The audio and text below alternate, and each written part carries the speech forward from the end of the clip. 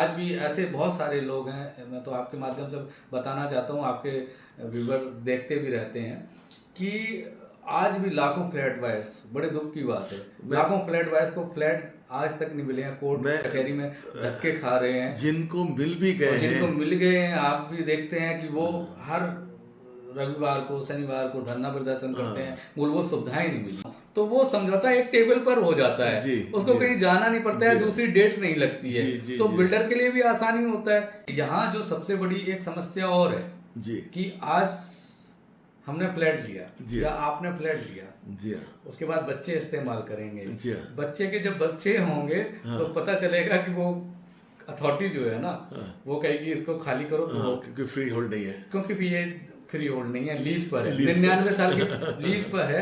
सबसे बड़ी समस्या ये आएगी। जय हिंद, मैं हूं अमिताभ। मेरा चैनल देखने के लिए शुक्रिया। नोएडा सोशल मूवर्स के 15वें एपिसोड में आपका बहुत बहुत स्वागत है। आज हमारे मेहमान हैं श्री अनु खान। श्री अनु खान का व्यक्तित्व विविधता से भरा हुआ है। वो एक सामाजिक कार्यकर्ता हैं, पत्रकार हैं, बिजनेसमैन हैं और राजनीतिज्ञ हैं। नोएडा एक्सटेंशन, जो अब ग्रेटर नोएडा वेस्ट के नाम से जाना जाता है, वहाँ के फ्लैट ओनर्स के लिए इन्होंने एक लंबी लड़ाई लड़ी, जिसके फलस्वरूप आज ग्रेटर नोएडा वेस्ट मध्य वर्ग के लिए एक उम्मीदों से भरे शहर के रूप में विकसित हुआ है। विभिन्न क्षेत्रों में उनकी उपलब्धियों के बारे में उन्हीं से सुनते हैं। तो आइए मिलते हैं श्री अनु खान से। अनु खान जी, आपका बहुत बहुत स्वागत है नोएडा सोशल मूवर्स के हमारे इस पॉडकास्ट पे। नमस्कार अमिताभ जी, और मैं बहुत खुशनसीब हूँ और बहुत गौरवान्वित महसूस कर रहा हूँ कि आपने अपने प्रोग्राम, अपने चैनल में मैं हूँ अमिताभ में मुझे बुलाया और अपनी बात कहने का मौका दिया। ये हमारे लिए बड़े सौभाग्य की बात है कि आप जैसे सोशल वर्कर्स जो अपने जीवन को समर्पित किए हुए हैं लोगों की भलाई करने में, हमारे पास आए और आपसे हम बात करेंगे आज। और चलिए हम सवालों के सिलसिले को आगे बढ़ाते हैं। तो मेरा पहला सवाल आपसे ये है कि आप इटावा के रहने वाले हैं और आप नोएडा आए। तो बड़े शहरों में लोग बहुत सारी उम्मीदें लेके आते हैं, बहुत सारे सपने लेके आते हैं। तो आपकी वो क्या उम्मीदें और सपने थे जिनको आप लेके नोएडा आए और वो क्या पूरे हुए? असल में जब हम यहाँ आए नोएडा, और तो ऐसा नहीं था कि यहाँ हम बस जाएंगे, हम आए थे यहाँ घूमने के मकसद से दिल्ली में। तो दिल्ली जब आए और यहाँ देखा, क्योंकि पहले हम कभी दिल्ली आए ही नहीं थे, तो और बाकी शहरों में गए थे, दिल्ली हमें इतना अच्छा लगा कि हमने जो हमारे पिताजी थे तो उनको बोला कि अब तो हम यहीं रहेंगे। तो उनके एक मित्र थे यहाँ, विधायक थे साउथ एक्सटेंशन में, तो उनसे जब बातचीत करी तो उन्होंने कहा इनका कोई इंतजाम कराइए यहाँ। तो उन्होंने एक जॉब ऑफर किया, एक ओखला में कंपनी थी, तो उसमें बतौर मैनेजर के तौर पर हम वहाँ ज्वाइन किए और एक ही कंपनी में शुरुआत से आखिर तक हम काम किया। उसके बाद हमने अपना बिजनेस किया। तो ये हमारी जर्नी थी यहाँ आने की और यहाँ बसने की। उसके बाद हम नोएडा आए। नोएडा 2 साल बाद हम दिल्ली से छोड़ दिए, फिर नोएडा आ गए।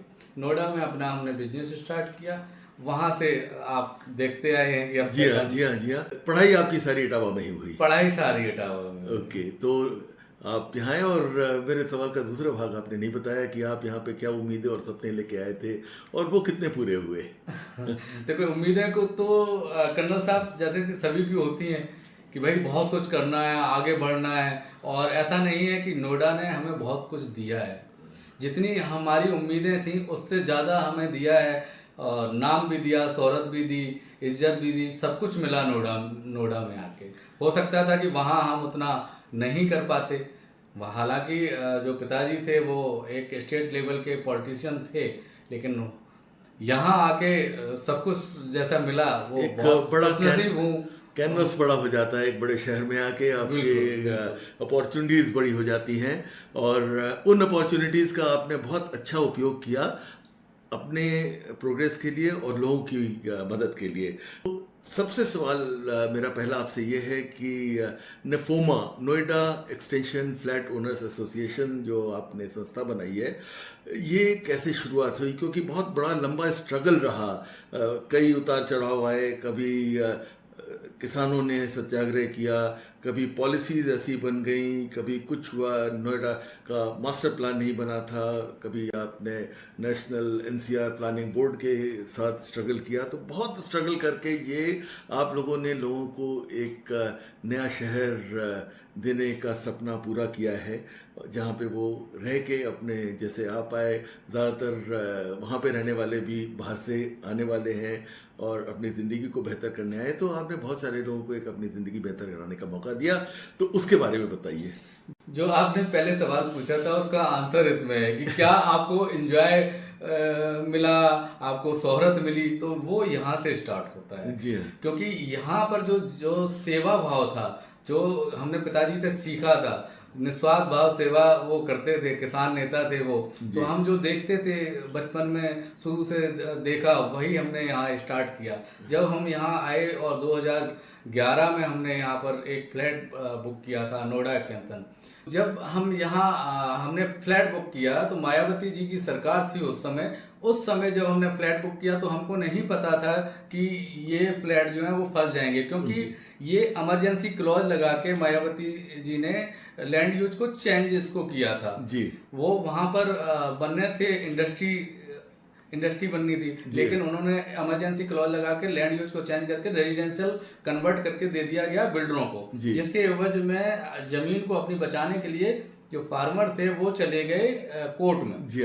तो वो एक लंबी लड़ाई थी, हम लोग भी कोर्ट गए, वहां जाके हमने बताया जाके कि हमारे तब 1 लाख के करीब फ्लैट थे जी, बुक थे वहां पर लोगों के, तो वो हमने संस्था बनाई तब वहां पर, क्योंकि जो कोर्ट में किसान गए थे, बिल्डर भी गए, लेकिन भाई पीड़ित तो हम थे जी हाँ। तो हमारी दर्द हमारी कौन सुनेगा, किसान वही कोर्ट तो वही ऑर्डर दिया जा रहा था, क्योंकि जैसा उसे कोर्ट को दिख रहा था कि भाई ये पीड़ित हैं, इनकी जो जमीन थी वो इलीगल तरीके से ले ली गई जी हाँ। तो फिर हम कोर्ट गए, कोर्ट ने माना कि हाँ ये इनके साथ भी गलत हुआ है, तो उन्होंने वो कोर्ट ने आदेश दिया कि इनको किसानों को 64.4 मुआवजा दिया जाए, जो जमीन खाली है वो वापस कर दी जाए, और जो फ्लैट बने हुए हैं वो यथास्थिति रहेंगे, लेकिन मास्टर प्लान अप्रूव कराना पड़ेगा। तो 1 साल जो जद्दोजहद हमारी लगी रही, वो किसान वो बंद हो गया, कंस्ट्रक्शन जो था वो बंद हो गया,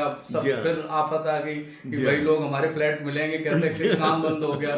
तो फिर हम लोगों ने नोएडा से लेके दिल्ली, एनसीआर सब जगह धरना प्रदर्शन किया। उस बीच सरकार चेंज हो गई थी, अखिलेश जी की सरकार आ गई। अब वो एनसीआर प्लानिंग बोर्ड में क्या होता है कि जो फाइल गई है वो कभी दिल्ली में, कभी हरियाणा में, कभी लखनऊ उत्तर प्रदेश में, जो एनसीआर बोर्ड की सरकारें होती हैं उन्होंने पास करना होता है।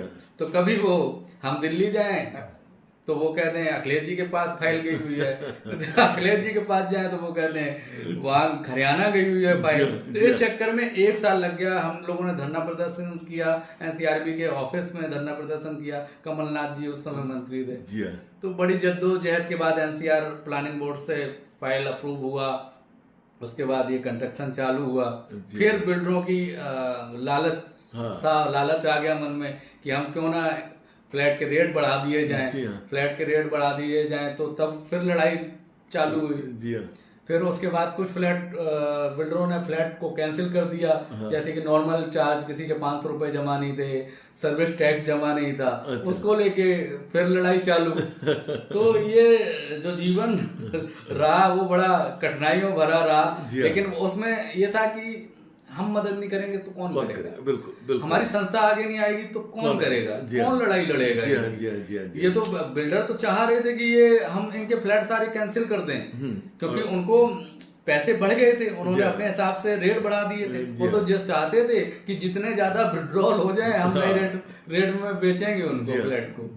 तो ऐसे लड़ाई चलती जा रही है, लंबी लड़ाई लड़ी आपने। और सबसे अच्छी बात यह है कि अल्टीमेटली ये मेरे ख्याल से सबको एक ऐसा सोल्यूशन हुआ जिसमें सबने बेनिफिट किया, किसानों को भी फायदा हुआ और फ्लैट ओनर्स को भी फायदा हुआ। और आई एम श्योर बिल्डर्स तो पैसा कमाते ही हैं। बिल्डर्स तो पैसा कमाते हैं, लेकिन जो धारणा है वो बहुत गलत है बिल्डर की। आज भी लोगों का लालच, यानी आज भी ऐसे बहुत सारे लोग हैं, मैं तो आपके माध्यम से बताना चाहता हूँ, आपके व्यूअर देखते भी रहते हैं, कि आज भी लाखों फ्लैट वाइज, बड़े दुख की बात है, लाखों फ्लैट वाइज को फ्लैट आज तक नहीं मिले हैं, कोर्ट कचहरी में धक्के खा रहे हैं। जिनको मिल भी गए हैं, जिनको मिल गए हैं, आप भी देखते हैं कि वो हर रविवार को, शनिवार को धरना प्रदर्शन करते हैं, मूलभूत सुविधाएं नहीं मिली हैं। मेरे ऑफिस में खुद एक फ्लैट ओनर रहता है और वो बता रहा है कि अब तक उन्होंने एओए नहीं बनने दे रहा है बिल्डर, और सुविधाएं नहीं दे रहा है, और बहुत सारी परेशानियां, मतलब वो लोग घर में शिफ्ट भी कर गए हैं तब भी परेशानियां उनकी खत्म नहीं हुई है। तो ये तो जद्दोजहद चलती रहेगी बिल्डर और असल में क्या होता है करना साहब, लालच होता है बिल्डर का। जी हाँ, बिल्डर सोसाइटी से निकलना ही नहीं चाहता है, जी हाँ। क्योंकि उसमें उसको आप जब तक एओ वो मिलेगा नहीं, एओ बनेगा नहीं, ठीक है, तो उसको जो प्रॉफिट है फ्लैट ट्रांसफर चार्ज का, जी हाँ, आप देखो 300 रुपए पर स्क्वायर फीट लेता है। 1000 स्क्वायर फीट का मतलब 3 लाख रुपए, जितनी बार आप बेचेंगे ना, जी हाँ, तो 3 लाख रुपए बिल्डर पे जाएगा। जी हाँ, जी हाँ, एनओसी देने के वो 3 लाख रुपए लेगा, तो ये है उसका प्रॉफिट। करोड़ों रुपए वो बैठ के इसी में कमा रहा है बिना कुछ करे। अगला मेरा सवाल है कि नोएडा एक प्लांट शहर है, नोएडा, ग्रेटर नोएडा वेस्ट, और अब न्यू नोएडा आ रहा है, तो एक प्लांट शहर है चारों, तो फिर भी बहुत सारी बातें हैं, बहुत सारी समस्याएं हैं जो इन शहरों में हैं, जो कमियां रह गई हैं इन शहरों की प्लानिंग में। तो आप ये कौन सी कमियां हैं, और जब हमारा न्यू नोएडा बने या नोएडा एक्सप्रेसवे, उसमें किस तरह से आप क्या एडवाइस करेंगे कि किन किन बातों का इनको ध्यान रखना चाहिए, जिससे कि जो गलतियां नोएडा और ग्रेटर नोएडा वेस्ट को बनाने में हुई है वो आगे चल के ना हो? देखिए, अगर अभी क्या है कि रेरा 2016 के बाद लागू हुआ है। जी हाँ, अगर बिल्डर को बनाने के लिए दिया जाएगा तो कम समस्याएं आएंगी जी हाँ, आगे आने वाले समय में।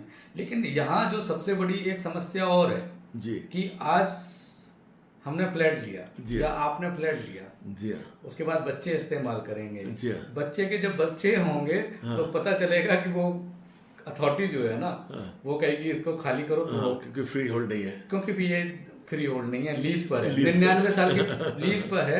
सबसे बड़ी समस्या ये आएगी, उस समय बच्चे कहेंगे कि हमारे पिताजी क्या छोड़ के गए हमारे लिए। तो ये कहीं ना कहीं हम लोग प्रयास भी कर रहे हैं, पहले भी कई बार धरना प्रदर्शन भी हुआ है इसको लेके, कि जैसे गाजियाबाद में है, गुड़गांव में है, कि भाई सोसाइटियां तो वहां भी हैं, सेक्टर तो वहां भी हैं, तो यहाँ फ्री होल्ड करने में क्या दिक्कत है? तो ये सरकार को ज़्यादा सोचना पड़ेगा कि जो हम लोगों की ऐसा ना हो कि जो बच्चे हैं, आगे की जनरेशन है, मुझे लगता है ये कहे कि मुझे हमारे लिए क्या छोड़ के गए। मुझे लगता है कि ये नौबत इसलिए नहीं आएगी क्योंकि इससे पहले एक ऐसा चैलेंज आएगा जिसकी वजह से इनको करना पड़ेगा। क्योंकि देखिए, ये जो कोई भी फ्लैट है 100 साल तो चलेगा नहीं, तो 50-60 साल के बाद इनको रीडेवलपमेंट में डालना पड़ेगा, और रीडेवलपमेंट डालने के लिए इनको फ्री होल्ड करना ही पड़ेगा, तभी वो रीडेवलपमेंट में जा पाएगा। तो मुझे लगता है कि आज से शायद, ये मेरी सोच है, हो सकता मैं गलत हूँ, लेकिन मुझे लगता है कि जब ये रीडेवलपमेंट की फेज में आएगा, और दिल्ली में रीडेवलपमेंट ऑलरेडी आ चुका है, नोएडा में 40-40 साल पुरानी सोसाइटीज़ हैं, फ्लैट्स हैं, तो नोएडा अथॉरिटी के जो बने हुए हैं वो भी शुरुआत के तो 40 साल हो गए, तो मेरे ख्याल से 20 साल से ज़्यादा उनकी लाइफ है नहीं, और अथॉरिटी को सोचना पड़ेगा रीडेवलपमेंट के बारे में। जब रीडेवलपमेंट करेंगे तो इनको फ्री होल्ड शायद करने की ज़रूरत हो। तो उम्मीद करते हैं कि हमारे जो पर पोते होंगे बिल्कुल करना साहब, मैं तो कहूँगा आपके मुंह में घी शक्कर ये हो जाए, क्योंकि आपने खुद देखा है कि कोई सिटी में आता है तो बहुत मेहनत करता है, मेहनत की कमाई से अपना आशियाना बनाता है, और ऐसा ना हो कि उस समय रेट बहुत ज्यादा हो तो पता चला कि कुछ है ही नहीं। और हमेशा ये होता है कि जो पहली जनरेशन होती है वो तो स्ट्रगल करती है, उसका फ़ायदा अगली जनरेशन को ही जाके मिलता है। अगले सवाल पे पहुंचते हैं, और एक और आपकी शख्सियत का एक पहलू है, आप राजनीतिज्ञ भी हैं, और आपने निर्दलीय चुनाव लड़ा था 2022 में दादरी से। तो उस चुनाव के दौरान आपने अपने क्षेत्र के निवासियों के लिए कौन कौन से मुद्दे उठाए थे? देखिए कर्नल साहब, बहुत बड़ी चीज थी हमारे लिए कि ऐसा कर पाना, क्योंकि उस समय 3 सरकारें बदल गई थी जी। हमने जो भाई जिस चीज के लिए हम लड़ रहे थे, जिस समस्याओं को लेकर लड़ रहे थे, उस 3 सरकारें, यानी मायावती जी की सरकार, फिर अखिलेश जी की सरकार, फिर योगी आदित्यनाथ जी की सरकार को 5 साल पूरे हो गए थे, रिपीटिंग में था। जी तो जो हमारी समस्याएं थी, जी वही फ्लैट नहीं मिले थे कई जी लोगों को, जी फ्लैट मिल गए हैं तो आधी अधूरी सुविधाएं थी, जी फ्लैट मिल गए हैं तो मालकाना हक नहीं मिला, रजिस्ट्रियां नहीं हो रही हजारों लोगों की, वो मालकाना हक के लिए लड़ रहे हैं, धरना प्रदर्शन कर रहे हैं। जिन लोगों को भाई कोरोना में हमने देखा कि जिन लोगों का घर होता है, एक संपत्ति होती है, तो ये होता है कि भाई हस्बैंड चले गए तो इसको हम बेच देंगे तो हम कुछ पालन पोषण हो जाएगा। तो ऐसी कई फैमिलियां थी जिनके कोरोना में डेथ हो गई, वो हमारे पास आते थे, रोते थे कि सर ऐसे हो गया हमारे साथ, लेकिन मालकाना हक हमें नहीं है, अगर ये होता तो हम अपने बेच देते इस प्रॉपर्टी को तो बच्चे। तो ये सारी चीज़ें थी जिसको लेके हम चुनाव में लड़ना पड़ा। हालांकि हमारा कोई उद्देश्य नहीं था, सिर्फ उद्देश्य ये था कि हमारा मैसेज जाए। हालांकि जो विधायक जी हैं बड़े अच्छे हैं और कोई हमारा उनसे नहीं वो है मतभेद नहीं था, कुछ नहीं था, बड़ा भाई हम भी उनके यहाँ जाते हैं, बड़ा हम प्यार करते हैं उनको, लेकिन बस ये था कि हम मैसेज देने के लिए चुनाव लड़े थे, एक हमारा मैसेज जाए। और कोई हमें ये नहीं था कि हमें चुनाव जीतना है, बस हम मैसेज देने के लिए। लोकतंत्र में निर्वाचित सदस्यों की अकाउंटेबिलिटी होनी चाहिए, और अगर आपने उनको मुद्दे याद दिलाए हैं तो जनता को भी मुद्दे याद होंगे आपके, तो वो ज़रूर उनसे पूछेंगे कि आपने इन मुद्दों पे क्या किया। और ये जनता के ही मुद्दे हैं, तो आई एम श्योर जो हारता है जो जीतता है वो ज़रूरी नहीं है। एक तो हमारा लोकतंत्र मजबूत होना चाहिए और मुद्दे हमारे उठते रहने चाहिए, हमें तरक्की करना चाहिए।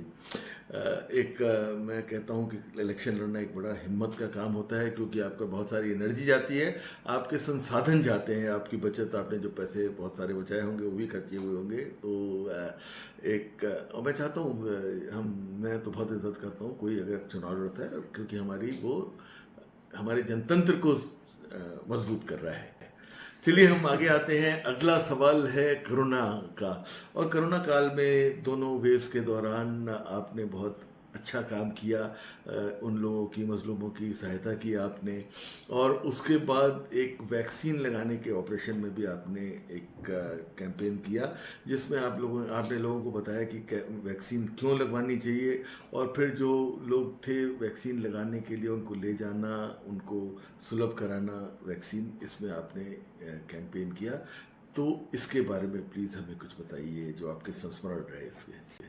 कर्नल साहब, पहला जो आया था कोरोना, तो हम तो दुआ करते हैं ईश्वर से कभी आए ना कभी भी, यानी किसी के जीवन में, हमारे बच्चे भी हो उनके जीवन में भी कभी ऐसा दौर नहीं आया कि आदमी को छूने से डरता था, देखने परछाई से डरता था, निकलने से डरता था। अगर निकल जाओ सोसाइटी से तो वो कहते थे कि यार ये क्यों जा रहे हैं, क्योंकि ऐसा दौर था, वो हमने देखा है कि कभी किसी के जीवन में आए ना। और हम लोगों ने पहले ही दौर में, पहले तो हमने सूखा राशन वितरण किया, उसके बाद हमने रसोई अपनी स्थापित करी, निफोमा रसोई। उसके बाद 1200 लोगों को प्रतिदिन 4 बजे हम सुबह उठते थे, मंडी जाते थे, मंडी जाके सब्जी कलेक्ट करते थे, फिर हमारे 5 कैटर्स लगे हुए थे, पैकेट बनवाते थे उनको, उन पैकेटों को जहाँ जहाँ झुग्गियाँ थी 4-5 जगह नोएडा एक्सटेंशन में जहाँ लेबर रहती थी, वहाँ हम लोग लाइन लगा के पुलिस की मौजूदगी में उनको हम भाई डिस्टेंस भी मेंटेन चेक करना है, उनका टेम्परेचर भी चेक करना है हम लोगों को कि किसी को बुखार तो नहीं आ रहा, अगर बुखार आ रहा तो उसे दवाई भी दिलवाना डॉक्टर से। तो वो दौर था, सबको 60 दिन तक हम लोगों ने रसोई चलाई। और उसके बाद जो लोग जाना चाहते थे अपने घर से, क्योंकि वो दौर ऐसा था, लोग भागते थे कि हम कैसे बंद गए हैं घर में, तो जाते थे, उनको विधायक जी की मदद से उनको ट्रेन में भी बिठा के आए हैं कई लोगों को कि भाई आप कोई बिहार का है, कोई बंगाल का है, उनको वहाँ वो व्यवस्था भी कराई है। तो दूसरी वेव देखी जिसमें आपने देखा होगा कि हॉस्पिटल के बाहर लोग मरने लगे, कारों में मरने लगे, तो हम लोगों ने प्रशासन की मदद से, डीएम साहब, अथॉरिटी की मदद से गैस सिलेंडर वितरण करने की योजना बनाई। उसमें हम हर सोसाइटी से गैस सिलेंडर मंगवाते थे और हमें यहाँ से सिलेंडर नहीं दिए गए और अथॉरिटी ने बोला कि आपको सिलेंडर हम हरिद्वार से भरवा के देंगे, क्योंकि यहाँ पर जो एक सेंटर है वो यहाँ की आपूर्ति कर रहा है ऑक्सीजन सिलेंडर। ऑक्सीजन तो सिलेंडर ऑक्सीजन सिलेंडर हम हरिद्वार से डेली 35 सिलेंडर भरवा के लाते थे। ओके। और प्रतिदिन हर सोसाइटी में जहाँ जहाँ जरूरत थी, जो जो कहता था सिलेंडर हमें चाहिए ऑक्सीजन के, तो उनको हम वहाँ मुहैया कराते थे। उससे कई हजारों लोगों की जानें बची हैं। जी हाँ, जी हाँ, जी हाँ। तो ये सब किया। उसके बाद ऑक्सीजन बैंक हमने खोला। लोग, मुझे याद है कि फरीदाबाद, गुड़गांव, पता नहीं कहाँ कहाँ से लोग आते थे। और इसमें प्रशासन का साथ रहा, डीएम साहब का साथ रहा, क्योंकि ऑक्सीजन बैंक खोलने की किसी को अनुमति नहीं थी। नोएडा में मांग की गई थी तो अनुमति नहीं मिली थी, लेकिन उन्होंने हमें अनुमति दी ऑक्सीजन बैंक खोलने की। तो उनके हम आभारी हैं उस समय में, क्योंकि वो जरूरत थी। तो उसके बाद दौर आया वैक्सीनेशन कैंप का। तो वैक्सीनेशन कैंप पहले तो सरकार द्वारा आई नहीं थी, कुछ चंद हॉस्पिटल लगा रहे थे, तो उनसे भी हमने लड़ झगड़ के मिनिमम रेट में हमने कहा ऑक्सीजन लगानी पड़ेगी आपको, क्योंकि ज्यादातर जो तबका था वो था हमारे यहाँ लेबर क्लास, जो मेड हाउस कीपिंग का काम कर रहे हैं, जो घरेलू सहायिकाएं हैं, जो घर में काम कर रही हैं। तो हमारा उद्देश्य था पहले इनको लग जाए, क्योंकि ये हर घर में जा रही हैं, सिक्योरिटी गार्ड हैं, उनको लग जाए। तो उनको लगवाया। उसके बाद सरकार से लड़ के हमने वो सरकारी जो वैक्सीन है वो सब स्कूलों में हमने चालू करवाया। हमारे पूरी टीम बैठती थी, 8-10 लड़के बैठते थे लैपटॉप लेके, क्योंकि पूरा डेटा हमें सरकार को देना होता था। वो सरकार की तरफ से हमें 2 नर्सें मिलती थी और वो दवाई जो होती थी वो दे देते थे, और बाकी सारा काम आपका था। आपको रजिस्ट्रेशन करना है, लाइन लगवानी है और सब चीज व्यवस्था करनी है। तो वो सारी व्यवस्था हमारे वॉलंटियर करते थे। तो एक बहुत बड़ा टास्क था जो हम लोगों ने किया, और हमारे जो टीम थी निफोमा की, उनका बहुत सहयोग रहा। बहुत ही काबिल तारीफ काम है आपका, और बहुत बहुत आपको मुबारकबाद है इसके लिए। हम अगले सवाल पे पहुंचते हैं। फ्लैट बायर्स की मदद के लिए रेरा एक बहुत ही महत्वपूर्ण टूल के तौर पे, जरिए के तौर पे आया है, और आप रेरा समझौता समिति के सदस्य हैं, और आपने बहुत सारे फ्लैट बायर्स को समझौता करवाया है और उनके फ्लैट मिलने में मदद की है। तो इसके बारे में हमें कुछ बताइए। एक्चुअली क्या, रेरा जो कानून है, रियल एस्टेट कानून की जरूरत थी जी, क्योंकि जिस तरीके से बिल्डरों ने एक तरीके से मैं कहूँगा अत्याचार किए, जो गरीब लोग थे, एक पैसा जोड़ के उन्होंने एक सपना देखा था घर का, तो उनके साथ इस तरीके का व्यवहार किया कि फ्लैट नहीं देना, कैंसिल कर देना, दौड़ाते रहना। तो उस लिए ये जरूरी था कि कोई रियल एस्टेट कानून बने। तो हम लोगों ने काफी प्रयास किए, सरकार से कहा, सरकार ने ड्राफ्ट तैयार किया, उसके बाद रियल एस्टेट कानून आया। तो उसमें कोर्ट बनी, कोर्ट में जाते रहे। उसमें फिर हम लोगों ने डिसाइड किया कि कुछ ऐसा हो कि तुरंत डिसीजन मिले। तो एक समझौता समिति का निर्माण किया गया।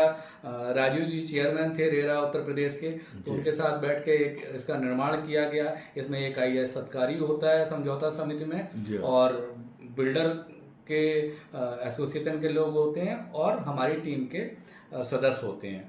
तो वहाँ एक सब लोग बैठते हैं, एक कंप्लेन जो करता है वो बैठता है। तो वो क्या होता है कि समझौते में भाई हम लोग दबाव डालते हैं, बिल्डर पे दबाव डालते हैं कि नहीं इसको मानो, तो वो समझौता एक टेबल पर हो जाता है, उसको कहीं जाना नहीं पड़ता है, दूसरी डेट नहीं लगती है। तो बिल्डर के लिए भी आसानी होता है कि भाई जायज बात कह रहे हैं, भाई तुम भी कोर्ट नहीं जाओगे, ये भी कोर्ट नहीं जाएंगे, एक टेबल पे बैठ के भाई जो देना है इसको दे दो, खत्म कर दो।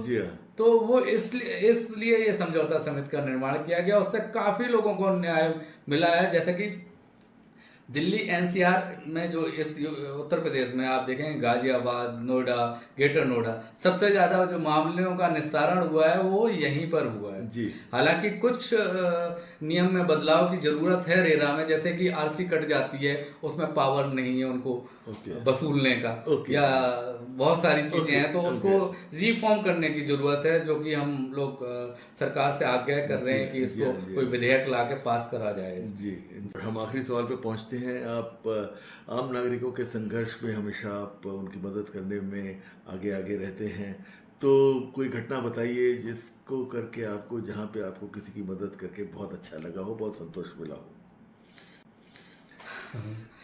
एक्चुअली कोरोना टाइम में जो हमने समय देखा, जी उस समय में हमने ये कल्पना नहीं करी थी किस किस को समस्याएं आ सकती हैं। जी हाँ जी। ऐसा नहीं देखा था कि हाँ भाई एक झुग्गी में लोग रह रहे हैं, एक कॉलोनी में लोग रह रहे हैं। हमने सब जगह गए, सब जगह जाके देखा। एक बार तो पत्नी ने बोला कि सब मना करते हैं, आप क्यों जाते हो, इतना टच नहीं कर सकते हैं, ये नहीं कर सकते हैं आप, लोग देखते हैं सबका, सोसाइटी वाले भी भाई बोलते ही होंगे, मुंह पे नहीं बोलते हैं, तो आप मत जाओ। तो हमने कहा नहीं जाते हैं। तो एक दिन वो फ़ोन डेली बजते थे, जी हाँ। तो मैंने कहा अब फ़ोन सारे तुम ही पिक कर लो। फिर वो 1 घंटे बाद ही हमसे बोली कि आप जाइए। तो वो समय था। फिर एक कई कॉल्स ऐसे आए कि कुछ बुजुर्ग उनके यहाँ रह रहे हैं, बेटा अलग रह रहा है, जी हाँ। उनको बेटा गाजियाबाद रह रहा है, हाँ। लेकिन वो कह रहा है खाना पहुंचा दो वहां पर। जी हाँ। मैंने कहा यार आप तो गाजियाबाद रह रहे हो, चलो हम पहुंचा देंगे भाई, एक दिन पहुंचा देंगे, आप डेली पहुंचा दिया करो। तो मैंने कि आप अपने परिवार को, भाई दोनों माता बुजुर्ग हैं, अपने साथ रखिए। हाँ। तो नहीं जी आप खाना पहुंचाइए। तो कुछ लोग तो ऐसे थे कि भाई इनने तो बस ऐसा है कि सरकार की तरफ से लग रहा है कर रहे हैं। एक वाकया ऐसा था कि फ्लैट में एक लोग थे, नाम और वो नहीं बताऊंगा आपको, तो उनका फोन आता है पुलिस के द्वारा, क्योंकि 112 नंबर पर भी हमारे नंबर थे, थाने में भी थे, सब जगह थे। तो कहीं भी कोई समस्या होती तो वो लोग हमको फोन कर देते थे। तो फोन आया सर कि ऐसे ऐसे दिक्कत है, राशन नहीं है हमारे घर में, खाने को नहीं है, पैसे भी नहीं है। तो मैंने कहा यार फ्लैट में ये समस्या है। तो फिर उनके घर में मैंने देखो सोसाइटी में बोला, जो हमारे वॉलंटियर थे, तो मैंने कि हो सकता है जायज बात हो, ऐसा नहीं है फ्लैट में रहने वाला पैसे वाला ही होता है। तो मैंने कि आप पता करो। तो फिर हमने पता किया, नहीं उनकी जायज थी कि भाई परेशानी चल रही है। तो उनको हमने भोजन पहुंचाया, फिर उनके यहाँ राशन पहुंचाया, फिर पैसे हम लोगों ने कलेक्ट करे, फिर उनको पैसे हमने पहुंचाए। तो ऐसे एक नहीं 2-3 वाक्य फिर आए सामने। तो ये हमेशा याद करने वाले वाक्य हैं, और वो कहीं पर भी मिलते हैं तो वो याद करते हैं और वो गले से लगा लेते हैं वो लोग। तो वो अच्छा लगता है कि हाँ इन्होंने उस समय मदद करी हमारी जब कोई मदद करने वाला नहीं था। जो कोरोना था वो एक नेचर का जवाब था, वो हमें औकात दिखा रहे थे कि देखिए आपके पास पैसा हो या गरीब हो, सब स्लम से लेके और मल्टी स्टोरीड तक और कोठी वाले सब बराबर हो गए थे। वो एक दोहा है, कहलाने एकत बसत अहि मयूर मृग भाग। तो जब गर्मी पड़ती है तो सब जितने जानवर होते हैं वो एक ही पानी के स्रोत पे पहुंचते हैं। और उसी तरह से कोरोना में चाहे अमीर था गरीब था, उसको बराबरी से हिट किया था। हमें ये कभी भूलना नहीं चाहिए। और कोरोना के जो लेसन्स हैं, अगर हम भूलेंगे तो हमें कितना भी चाहें अगला कोरोना आएगा ही। बच नहीं सकते हैं। एक लेसन जरूर कर्नल साहब उसने दिया है कि कोरोना ने ये सिखाया कि कोई हिंदू नहीं, कोई मुसलमान नहीं, कोई कुछ नहीं है, कोई जात नहीं है, कोई पैसा नहीं है, कोई कुछ नहीं, हाँ कुछ नहीं सब बराबर है। तो ये लेसन जरूर दिया है उसने, सब बराबर है। अगर हम समझ जाएं तो बहुत बड़े सब बराबर, हाँ ज्ञानी हो जाएंगे अगर हम समझ जाएंगे। जी हाँ जी हाँ जी हाँ। तो यहाँ पे हमारे सवालों का सिलसिला ख़त्म होता है और आज हमारे आपसे मुलाकात यहाँ पे हम बंद करेंगे। बहुत अच्छा लगा आपसे बात करके और बहुत अच्छा काम कर रहे हैं। जो एक ग्रेटर नोएडा वेस्ट बना है, आप और आपके साथी जो इसमें लगे रहे पूरे टाइम, एक बड़ा ही लंबा संघर्ष आप लोग ने किया है, हर लेवल पे किया है, उसके लिए बहुत बहुत आपको मुबारकबाद, शुभकामनाएं। और इसी तरह आप आगे काम करते रहेंगे और समाज को एक बेहतर स्थान बनाने में मदद करेंगे, ये हमें उम्मीद है। बहुत बहुत शुक्रिया। शुक्रिया। यहाँ पे हमारी श्री अनु खान से मुलाकात समाप्त होती है।